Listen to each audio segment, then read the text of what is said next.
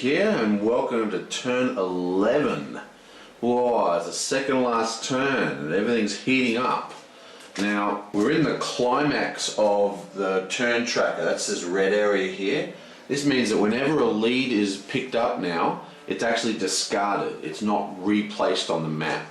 So maneuvering and all that kind of stuff becomes super important in these last couple of rounds, because once the lead is picked up, that's it, it's gone. Okay, so we're going to start off with Floyd as usual. Okay, there's someone like chopping a tree down or something next door. He just stopped. I'll quickly see if I get a turn in. Okay, it's Floyd's turn. Now, there's a number of people with nasty cards for Floyd, I think. I think it's mainly Lewis. So we've got to watch out for that. Okay, so it's Floyd's turn, and he's just going to go straight and pick up that lead. Remember, all the leads are really valuable right now. Can he... Oh yeah, goes from there, plenty. So he's going to go bang and grab this lead. That's 2 movements. And this now gets placed in the box. No one has any cards that they can play on him at the moment. Now, okay, so that makes him dark shift 1 when he goes into that location. And it also means that he draws a ritzy card, which is a white card. Yoink, see what he gets. It's a 1 cost. Wow, that's awesome.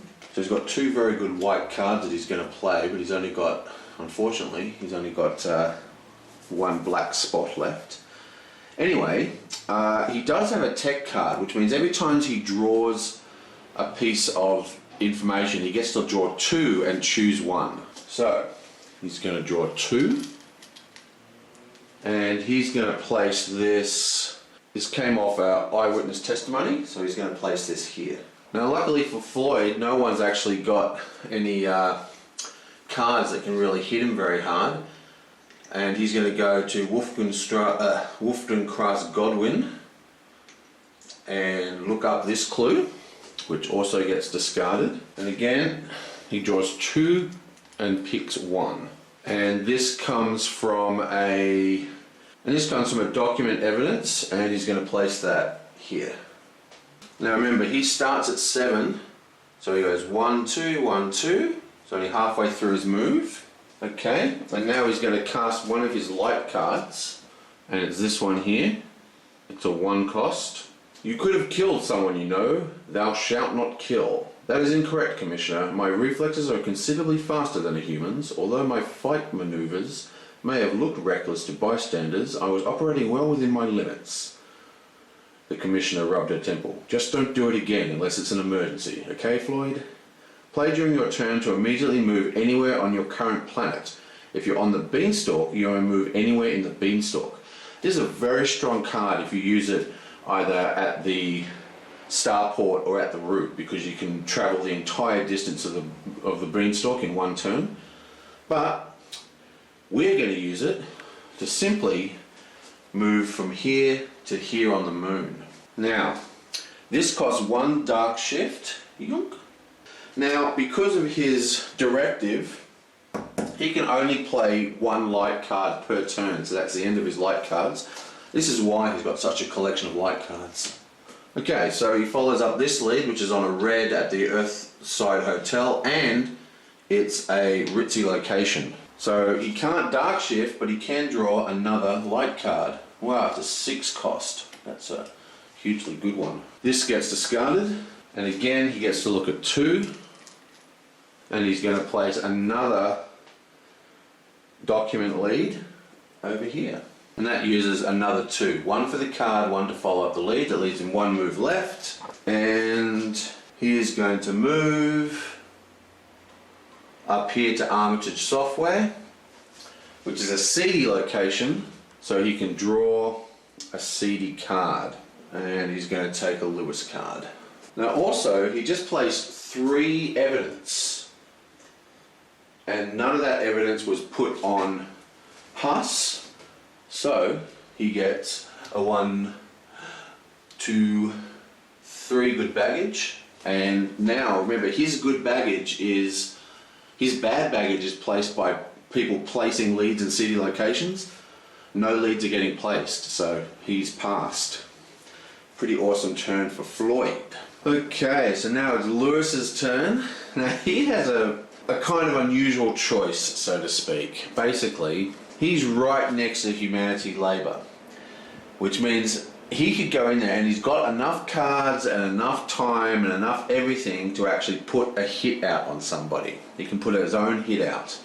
And there are 2 characters that he can actually kill.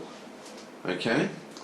That's pretty interesting, especially because this one has quite a lot of, work put into it. Look at all those things. I mean, Floyd's just put like 3 tokens on it this turn, for example. What should he do?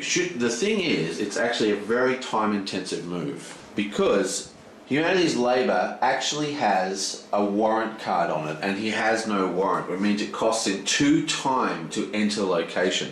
So it's 1 to enter, 1 to move, I should say, 2 to enter, and then 2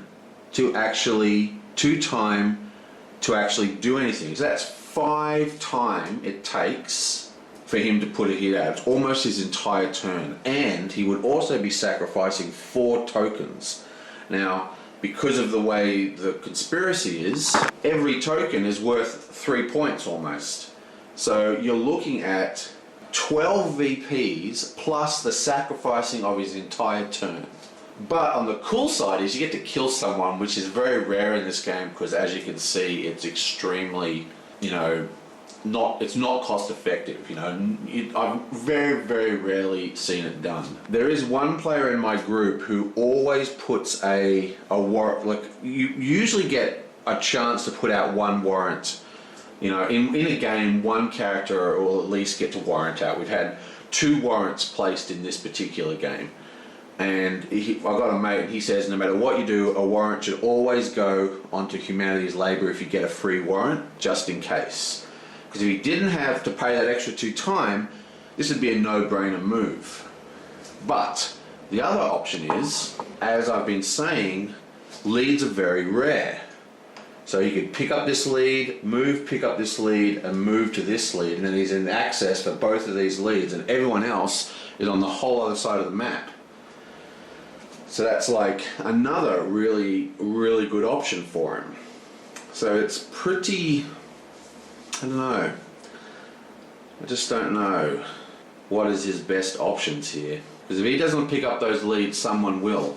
I don't know, just for fun, let's do the assassination. So the first thing I'm going to do is pick up the lead at the location he's at. Oh wait, let's just see if he's got any cards he wants to play. I've already checked, no one's got any particularly good cards to play on him. No, so he's just going to pick this up. That's going to cost him 1 time. No one's got anything they can really play on him. This will get discarded. And he's going to place that here on noise. Then he's going to move into Humanity Labour. So he started with 6. He followed a lead. He moved. He had to spend 2 time because he didn't have a warrant. Now he has to spend 2 time to activate the ability of the location, which also requires him to discard 1 of every type. 1, 2, 3, 4, which he happens to have. And he has to discard 2 cards. And he's got 2 cards to discard. He can discard either colour. He's discarding a useless white and a useless black. Now for the fun part. And he's going to place the hit marker. Bam! And she is assassinated. She is dead. She is gone. And that is the end of that. Whew. So all the leads will get placed back into the pool. And she is dead. Ha! Shoot her in the head. So what this means is, that's pretty interesting. I guess she was a cop as well, so he probably took her out the back of the precincts and gave her a talking to, so you say. But now that she's dead, it means that guilty and innocent hunches for that character are completely null and void.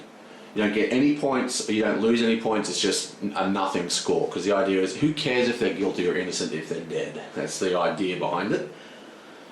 Anyway, and that's his whole turn. vastly upsetting for some players, I am sure. This is a flip the table moment. This is it's actually probably good that the assassinations are really rare, because I mean, this is a long game. This is a 3 to 4 hour game. Having your, you know, guilty guilty hunch be assassinated in the last turn is a flip the table moment for some people. I've seen it happen. People just lose it. Especially if they have that. I saw one guy who was burning the whole time, and he had that super hunch where you get innocent and guilty for the same person, and you can become obsessed with the character, and it got killed, and he was not a happy camper, I'll tell you now. Anyway, but that's the end of his turn. So it's Rochelle's go next. Right, now Rochelle's down here, but before her turn begins, she's going to have a dark card played on her by Caprice. It's a 2 light shift, and she's going to discard this card to make it a 1 shift. So that's 1 shift into the light. Oh great, this is all I need, a friend indeed. What's wrong with you, Rochelle? She slammed her head into the back of her seat, once, twice. Her knuckles, wrapped around the steering yoke, were white. Not that a jalopy was moving. This is a bust. This guy's not going to show, and you just stood up. The rest was just gritted teeth and a silent scream. Play at the start of Rochelle's turn. Rochelle gains 1 stress and 1 greed. Now she does have a stress and greed on her plot here, so she gets both those tokens. That's pretty harsh. And now she's just going to follow up that fingerprint lead, and she's going to place it on Hass over here. Now every time she places a lead, she gets a good baggage. So she's still failing miserably. She needs another 2 to pass that. And now she's going to use her car stick thing to go bam into the Blue Sun Stadium, boom, where she picks up a dark shift and a light card. Then she's going to move to this location where she discards the card to get access to the supercar. Now she only has it for this turn because unfortunately she didn't have 2 cards to discard, which would have been perfect. So let's just see what she's done. She followed up a lead, she moved, and she moved. So now she's got this massive car. She can move so far. Look at that. That's 1. She's going to go 1 into Broadway Towers, and then 2 into the pub, and then follow up that lead. So that's another 3 movements. Okay, that's discarded, but we do gain another piece of information, and this is our eyewitness testimony. So I think we're going to place this here on noise. Now, to the perceptive player, you might notice that she's gone all over the place. She was placing on Haas, now she's placing on noise.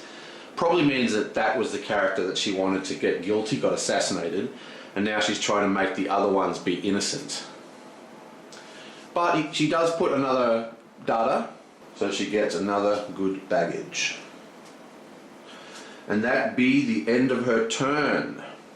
Okay, so this is an unfortunate situation because Caprice has 2 awesome cards to punish Raymond, but unfortunately she's completely maxed out at white.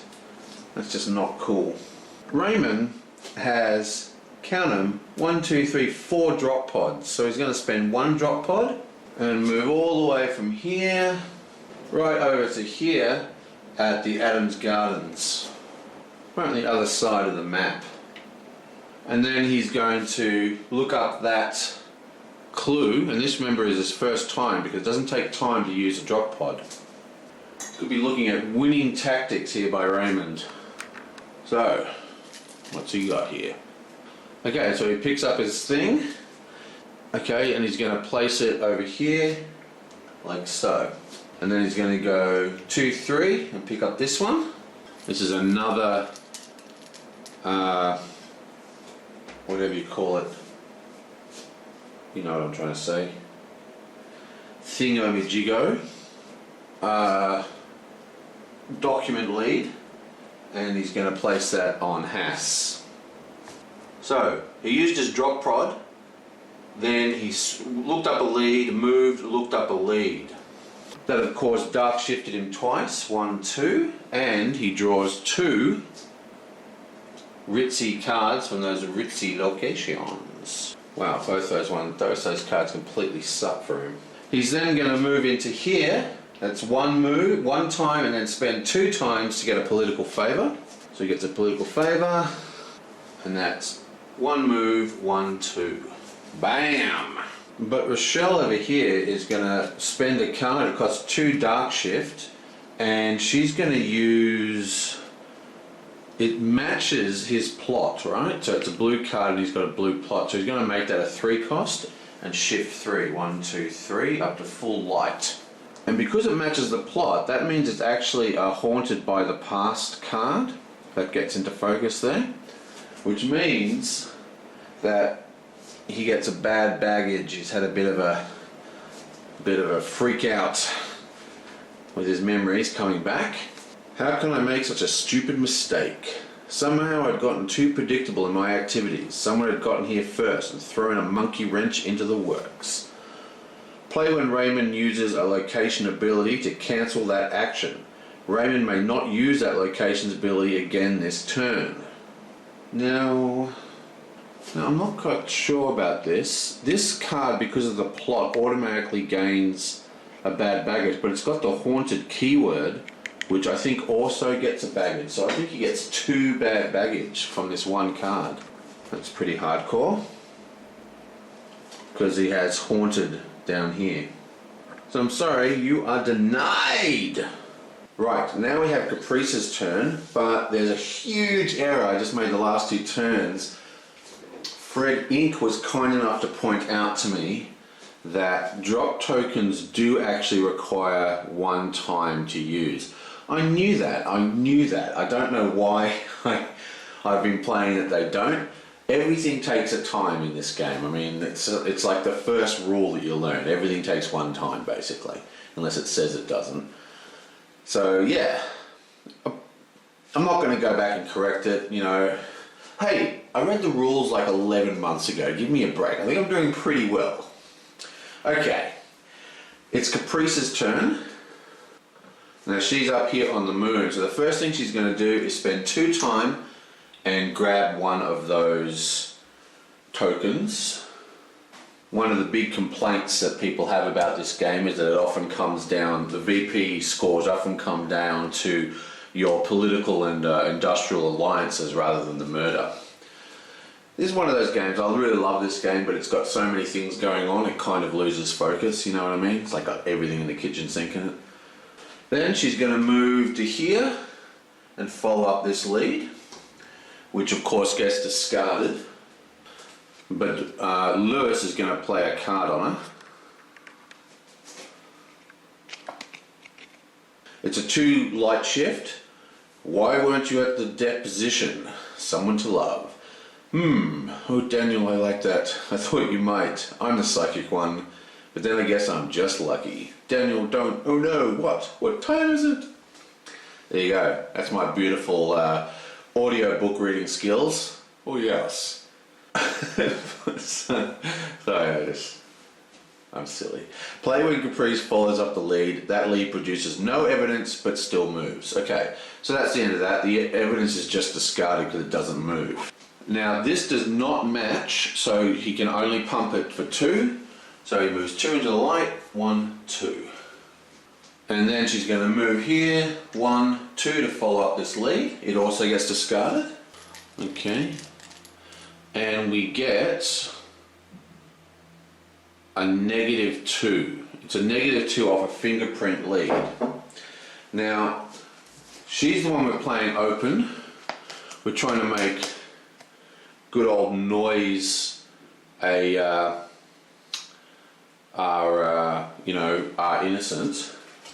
And because Noise is a hacker, physical leads are particularly potent on him. So if we put the -2 into Floyd, like so, that's a definite -2 because there's nothing in the center box gets discarded. So if you can place it in the center box, it really counts. And boom, so she starts at 6. She went 2, to get the token, move, pick up a lead, move, pick up a lead, and that's her done. And that is the end of the round. So we just need to move the thing down and bam, the next turn is the final turn. But we do reveal one more thing of a card. The Lockwell is causing trouble yet again. Doesn't that woman have anyone better to torment? That is a question that every male has asked. It's the eternal question. It's one of those questions that will live forever for the length of mankind. Move Lily Lockwell to the broadcast square. Each player then draws 2 dark cards of the player to his left. Oh, nice. That's going to make a nice juicy turn next turn. Awesome. Move this. The fast car is still in play. And Lily Rockwell goes down. And Lily Rockwell is the reporter. Now we never use the reporter or the snitch. I find them kind of a waste of time, especially in 5-player games when there's so many suspects. But because she's a reporter, she can get you information on people, look at their cards and stuff. She's going to broadcast square, bonk, which is a useless location now because there's no. Actually, there's one more. Actually, I'm such an idiot. There's still one more tile left and one more 4 VPs waiting to be gotten. Oh my god, I'm such an idiot. Wow. That's a real bummer. Okay, so now we just got to draw a whole bunch of cards. So, Rochelle draws a card from Lewis. 2 cards from Lewis. 1, 2. Raymond draws 2 cards from Rochelle. 1, 2. Caprice draws 2 cards from Raymond. 1, 2. Floyd draws 2 cards from Caprice. Now, I think he's actually got a full hand though. 1, 2, 3, 4, 5. So he can only draw 1 card. So maximum hand size of 6, except for good old Raymond. And Lewis draws 2 cards from Floyd. Well, basically we're in a lot of trouble. There is 1 lead here, there's another lead here, there's 2 leads here, and that's it for the whole board. Floyd is up here at Armitage Software. There's nothing he can do next turn except maybe get to another 3 VPs here, and that's it. Unless he's got some particularly awesome card he can pick up, which I doubt. Yeah, so it's a pretty tough situation. Well, I think it's going to be a pretty quick turn next turn, and what I'll probably do is I'll do the turn and then I'll do the final reveal as its own video because it's going to take quite a while. But yeah, almost done. Can't believe I forgot about this the whole time. That's just, oh, that is stupid. So the first person to pick up a lead next turn will get 4 VPs. And the first person's turn is Floyd. You might be able to make it there. So 1, 2, 3, 4, 5, 6. So he can actually get 3 VPs next turn, 4 VPs next turn, and this will only give him 2 VPs, so it's actually better for him to go here. Okay, well, I will see you guys next time.